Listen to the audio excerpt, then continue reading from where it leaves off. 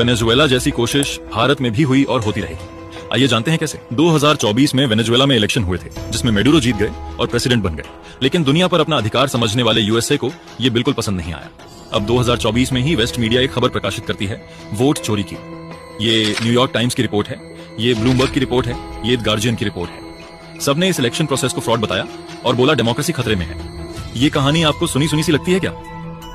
ये वही स्क्रिप्ट है जिसे शेख हसीना को हटा दिया गया। शेख हसीना के खिलाफ भी ऐसा ही नैरेटिव चलाया गया और उन्हें डिक्टेटर साबित करने की कोशिश की गई। वही नैरेटिव पाकिस्तान में चलाया गया और इमरान खान को जेल में डाल दिया गया। श्रीलंका भी यूएसए का शिकार हुआ, लेकिन प्रोसेस बिल्कुल वही।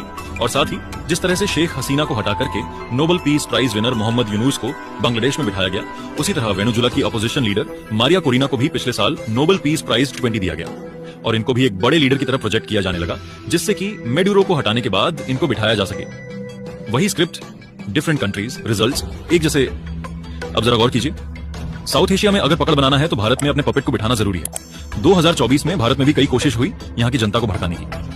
वोट चोरी के नैरेटिव लगे, चौकीदार चोर है के नारे लगे, ऑपरेशन सिंदूर पे सवाल उठाए गए, भारतीय अर्थव्यवस्था को डेड इकोनॉमी बताया गया। वो सारी चीजें करी गई जिससे भारत अस्थिर हो सके। नेपाल में प्रोटेस्ट हुआ तो राहुल जी ने यहां भी शुरू कर दिया।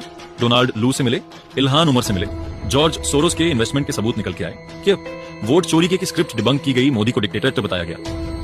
कुछ नहीं मिला तो ईवीएम को हैक बता दिया गया। जब ये कुछ भी नहीं हो पाया तो यूएसए ने भारत से टैरिफ गेम भी खेलने की कोशिश की, सिर्फ और सिर्फ इसलिए क्योंकि यहां से सत्ता को उखाड़ के अपने पपेट को बिठाना था। बाकी की कहानी आप खुद ही समझ सकते हैं।